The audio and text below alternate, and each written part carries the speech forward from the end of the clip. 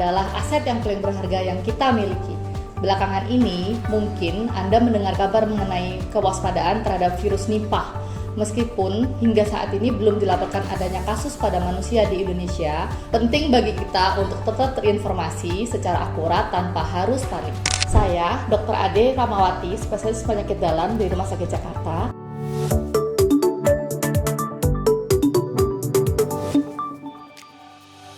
Hari ini kita akan membahas secara singkat namun mendalam mengenai virus Nipah.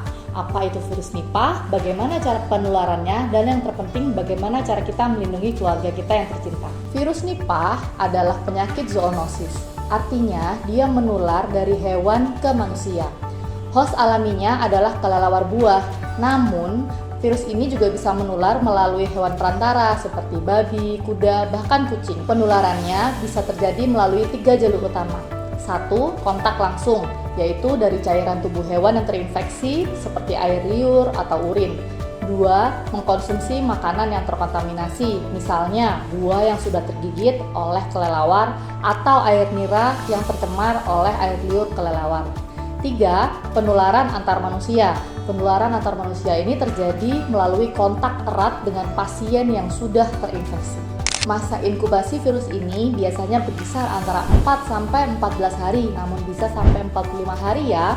Gejalanya bervariasi, biasanya mulai yang ringan hingga yang berat. Pada tahap awal, pasien mungkin merasakan gejala yang mirip flu biasa, seperti demam tinggi dan sakit kepala, nyeri otot dan muntah, serta sakit tenggorokan. Namun pada kasus yang berat, virus ini dapat menyebabkan peradangan otak atau ensefalitis. Pasien mengalami penurunan kesadaran, kebingungan, hingga kejang. Mengingat tingkat kematiannya yang tinggi, yaitu sekitar 40-75%, penanganan medis yang sedini mungkin sangatlah krusial. Kabar buruknya, hingga saat ini belum ada obat maupun vaksin yang spesifik untuk virus Nipah. Tapi kabar baiknya, kita bisa mencegahnya dengan langkah-langkah PHBS atau perilaku hidup bersih dan sehat. Berikut adalah panduan praktis untuk Anda.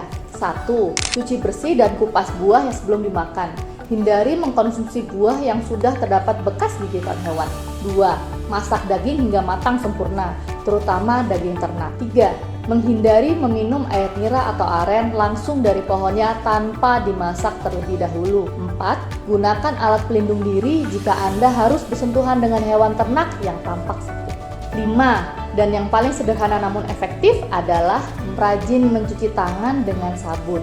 Sahabat Rumah Sakit Jakarta, kunci menghadapi penyakit emerging seperti Nipah bukanlah kepanikan, melainkan kewaspadaan dan kebersihan. Jika Anda atau keluarga mengalami gejala demam yang tidak kunjung reda setelah bepergian ke area yang berisiko, segera konsultasikan ke fasilitas kesehatan. Kami di Rumah Sakit Jakarta siap melayani dan mendampingi kesehatan Anda dengan standar pelayanan medis terbaik. Mari kita jaga diri, jaga keluarga, dan jaga lingkungan kita. Saya Dr. Ade Rahmawati, spesialis penyakit dalam. Sampai jumpa di tips kesehatan berikutnya.